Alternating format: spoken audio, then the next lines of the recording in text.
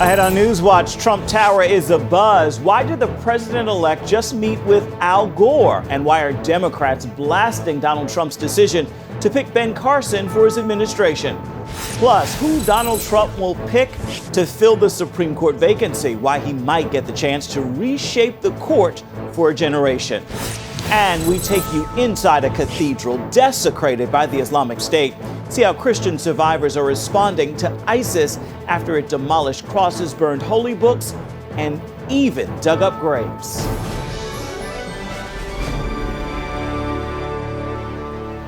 Thank you so much for joining us for CBN NewsWatch. I'm Ephraim Graham.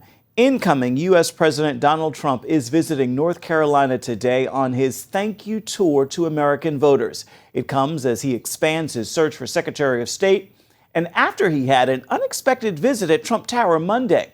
Charlene Aaron has more.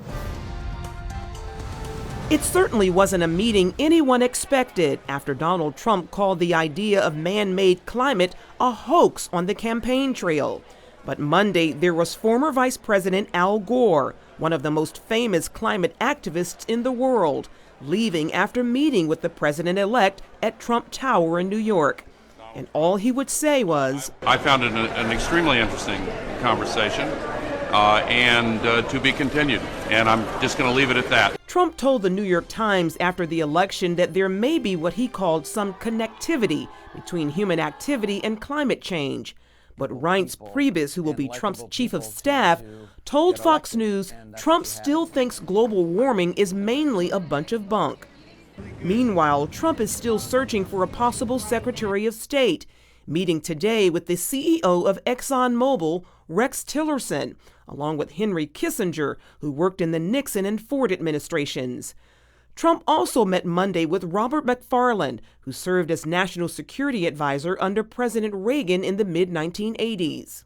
And a new recording has surfaced on the website The Intercept with Trump's nominee for Secretary of Defense, retired Marine General James Mad Dog Mattis, talking about the Iraq War last year during a question and answer session at a conference for global security professionals.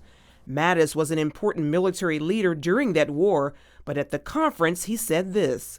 Ladies and gentlemen, we will probably look back on the invasion of Iraq as a mistake, as a strategic mistake. Trump himself has been extremely critical of the U.S. intervention in Iraq, and Democrats quickly criticized another one of Trump's cabinet choices, retired neurosurgeon Dr. Ben Carson, to head up the Department of Housing and Urban Development. House Minority Leader Nancy Pelosi called Carson a disconcerting and disturbingly unqualified choice. An incoming Senate Minority Leader Charles Schumer of New York also questioned Carson's qualifications, saying, I have serious concerns about Dr. Carson's lack of expertise and experience in dealing with housing issues. Someone who is as anti-government as him is a strange fit for housing secretary, to say the least. As for Trump himself, he took on the media again Monday, putting out this statement on Twitter to explain why he tweets so often. If the press would cover me accurately and honorably, I would have far less reason to tweet. Sadly, I don't know if that will ever happen. Charlene Aaron, CBN News. As President-elect Trump works to fill out his cabinet, we are getting a better look at his pick for Secretary of Defense. Conservatives have been applauding his decision to tap James Mad Dog Mattis for the post. Jennifer Wishon has that story. President-elect Donald Trump is appointing retired General James Mattis to be his Secretary of Defense, known to many by his nicknames Mad Dog and Warrior Monk. He speaks his mind. He's very colorful when he speaks. He's a dynamic leader that the troops just love. They're inspired by him. In 2013, President Obama relieved General Mattis of his post at Central Command. The two reportedly disagreed over policy towards Iran.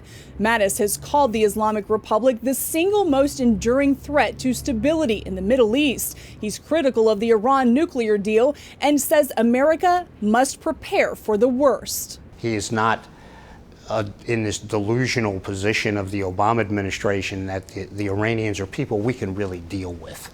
They're not. They are our adversaries. Bucci says Mattis is the right man to rebuild the military and focus on defense instead of the types of social experimentation that's occurred under the current administration. Jennifer Wishon, CBN News, the White House.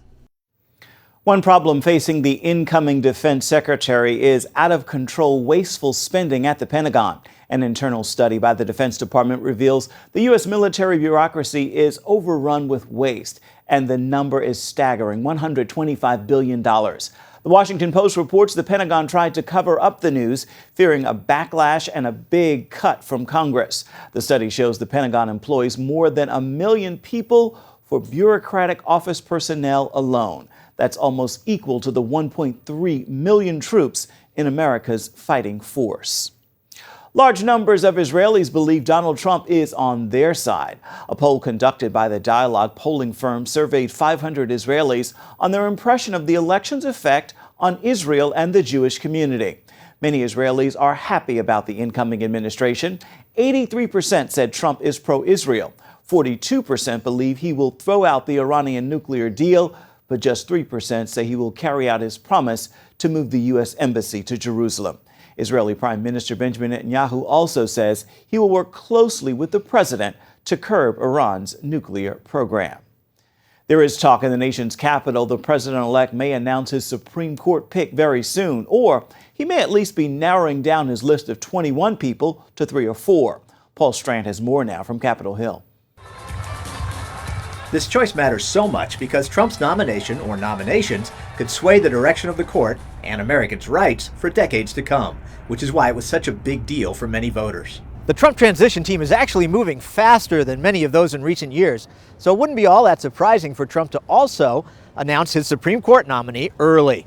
After all, this issue was one of the biggest for voters this election. It was something like 75% of people who voted said that the Supreme Court was either an important or the most important issue that they voted for. The Heritage Foundation's John Malcolm is a legal expert who came up with a list of 8 nominees, 6 of whom made it to Trump's list of 21 judicial nominees. He says all are distinguished and believe in adhering to the Constitution. They'll look at the text and structure of the Constitution and will interpret that according to its original public meaning at the time those phrases were ratified. And that is very, very important and meaningful to conservatives. And one very important issue that's generally been overlooked, not only will Trump choose Antonin Scalia's replacement on the Supreme Court, he may also pick about a third of judges on lower federal courts, which make many more rulings than the High Court itself. So the Supreme Court decides between 70 and 80 cases per year. Times it's been more, times it's been less, but about 70 to 80 cases per year. In the 13 federal courts of appeals last year, they decided 55,000. And it's likely he'll nominate 3 or 4 Supreme Court justices. Stephen Breyer is going to be 78 years old, Anthony Kennedy is going to be 80 years old, and Ruth Bader Ginsburg is going to be 83 years old. I don't wish any of them ill health whatsoever, but they will each have already lived longer than the average lifespan for a man or woman in this country. With Trump likely to get not just one, but several Supreme Court vacancies to fill, it won't be all that surprising if someday history talks about not just a Reagan court or a Roosevelt court, but a Trump court as well. Paul Strand, CBN News, reporting from the Supreme Court. After weeks of contesting North Carolina's election results, Governor Pat McCrory has conceded. The Republican governor made the announcement Monday afternoon in a video posted to YouTube. The majority of our citizens have spoken, and we now should do everything we can to support the 75th governor of North Carolina, Roy Cooper.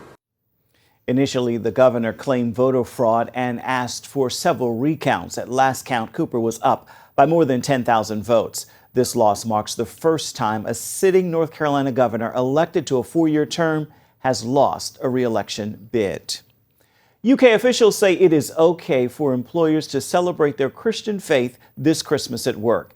David Isaac, chairman of the National Equality and Human Rights Commission, said, quote, "Freedom of religion is a fundamental human right and shouldn't be suppressed through fear of offending." Sky News reports that a recent report on anti-discrimination laws for British workplaces highlighted examples of anti-Christian acts. The British think tank Republica is currently lobbying for religious employers' rights in the workplace. 2 Christian business owners face possible prison time and a fine for refusing to make invitations for a same-sex wedding. That report comes from The Blaze. Joanna Duca and Brianna Koski are being accused of violating a Phoenix ordinance that protects gay people from discrimination.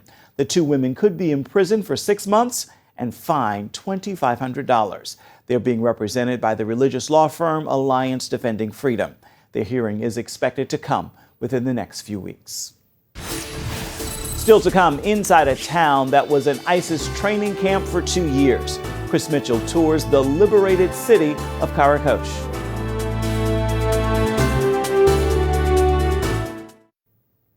August 6, 2014, nearly 60,000 people fled the Christian town of Karakosh in northern Iraq, just hours before ISIS overran the area. A few weeks ago, the Kurdish military liberated the town. And as Chris Mitchell reports, ISIS left behind a trail of destruction. CBN News joined Sister Diana, a Dominican nun, and her team to show us what ISIS did to their city. We first visited her home church, the Immaculate Conception Cathedral. This is considered the largest church for us in the Middle East. We do all our worship in here. I would say my parents got married here. We have our first communion here. And we used to worship every single day during our feast days, Christmas, Easter. From the ceiling to the floor to the altar, ISIS left its mark. What we were told is they gathered so many of these benches, they put it inside in the middle here and burned them. So the church was burning for days. They have took the host and throw it on the ground. So they are against every Christian symbol, against everything, actually. You know, wherever you see there's a cross, they took it down. If you see here, we have the altar. There were crosses in there.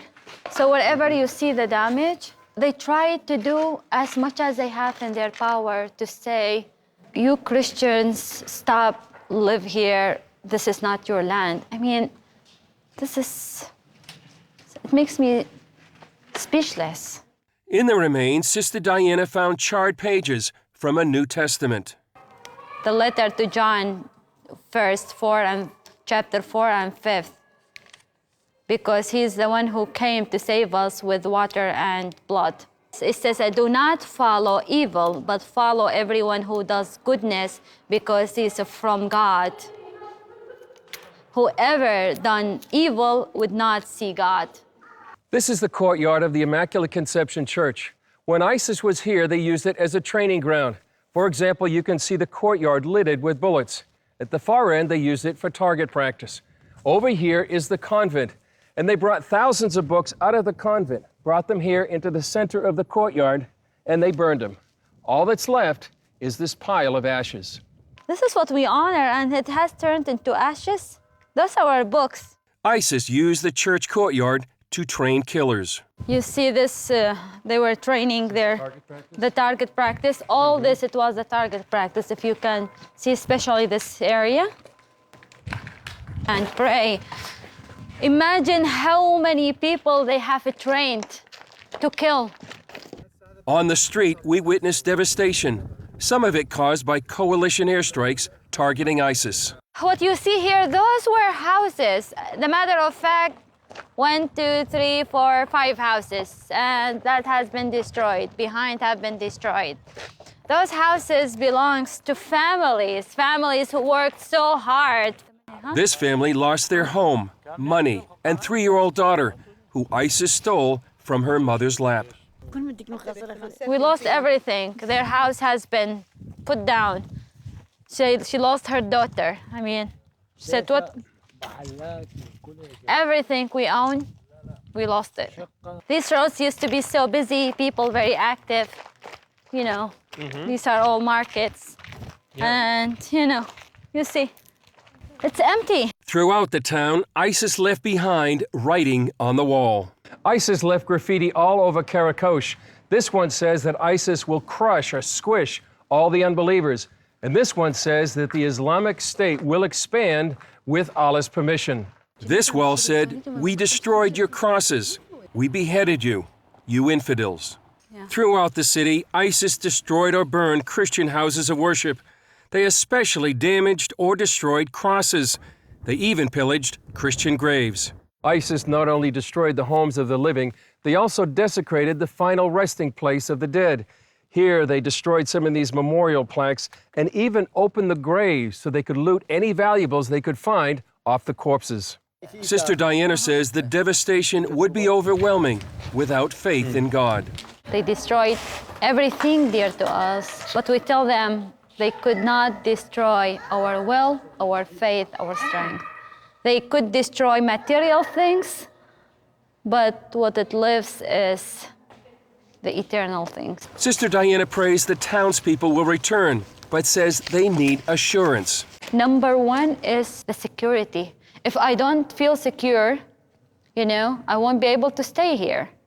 If a father, a mother won't feel secure, they won't send their children to school. After we liberate Karakosh, we hold the ground. The town now sits under the control of a Christian-based militia. But Mafuk Sata says they need more help. People, they need to come back, but they need to feel safe. They need force on the ground. They need, international protection. And that will be good, like a guarantee. That will never happen again. It's really scary to think that if something really big doesn't happen, ISIS could be successful in trying to destroy this community. It isn't without hope, but people need help here. People, if they want to rebuild and return to their homes, they're gonna need help. They are broke already, they are homeless already. They are living in a place, it's not their homeland. This is our homeland. Sister Diana fears too many Christian families may be discouraged and leave the area. She believes the Christians of northern Iraq are its salt and light. That's what the gospel says, and that's what we try to be. We carry the message of our Lord Jesus Christ, and we are going to be faithful to Him. No matter what they do, they can't defeat God. And the glory of this church and this town is coming back. Sooner or later, God has promised us for a better life. And you know what? We're gonna look for that promise. In the meantime, Sister Diana asks for prayer that their faith will remain strong as residents of Karakosh trickle back to see their homes, their church, and to worship. Chris Mitchell, CBN News, Karakosh, northern Iraq. Up next, they say giving is good for the soul, but research shows it is also good for the body.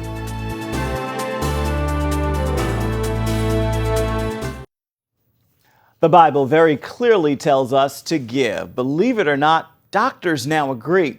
As Lori Johnson shows us, there is overwhelming evidence that generosity is good for your health, from preventing cancer and heart disease to building self-esteem. The facts are clear. Givers live longer, happier, healthier lives. Several recent studies show generosity triggers a number of significant changes, all good, both mentally and physically. Here at the world-renowned Cleveland Clinic, Dr. Michael McKee develops ways to enhance the inner healing response of patients. There are tremendous health benefits to giving. Stress leads to illness, and Dr. McKee says giving can reverse the deadly effects of stress. It doesn't matter whether you give time or money, or if it's to a loved one or complete stranger. Well, we know that the giving tends to reduce blood pressure, slow heart rate. Again, giving reduces stress. It reduces depression. Researchers from the National Institutes of Health studied MRIs of people who gave to various charities. They found generosity stimulates the reward center in the brain, releasing chemicals that strengthen our immune system. And we know again that there's a release of endorphins. These are the kind of magical chemicals that come from various areas in the brain, and they flood throughout the system. They're cousins basically, but some reduce pain, some kind of seek out sick-looking cells and exert a healing effect on them. They have many different positive effects. Dr. Stephen Deutsch is the chairman of psychiatry at the Eastern Virginia Medical School. He says doctors commonly use giving in treating depression. We encourage people to not be so self-absorbed and to think about others. We even tell people to practice being concerned and invested in other people. He says the more people give, the easier it gets. Sometimes they may feel initially that it's fraudulent, that's not really who they are, but over time it becomes more and more comfortable for them, and it does have a powerful therapeutic effect. So people who feel powerless or worthless find a new purpose and value by seeing their actions help others, and they tend to live longer and healthier lives. Lori Johnson, CBN News. Following the deadly and dangerous fires that swept across Israel recently, Operation Blessing has been working to help the victims, providing them with supplies. The team was able to connect with different people in Israel and help those who've lost everything. That includes one family who lost their home after arsonists set fire to the trees around that house. Operation Blessing decided to rent an apartment for the family of 7 so they could start rebuilding their lives. You can learn more about Operation Blessing by going to its website. It is ob.org. Right now, it's time for your Tuesday Tweetable, and today's word is greater. Consider this: you were born for greater, and that next chapter of greatness could very well be birthed in disaster. So do not fret over your problem. Push through and know it will either bury you or resurrect you. But the choice of which one is all yours. With that word, make this a terrific Tuesday. That is going to do it for this edition of CBN NewsWatch. You can find more of our exclusive coverage of the issues you care most about always at cbnnews.com. We'd love to hear what you think about the stories you've seen here today. You can do it on Facebook, Twitter, and Instagram. Hope you'll join us again right here next time. Make this a terrific Tuesday. We'll see you back here tomorrow.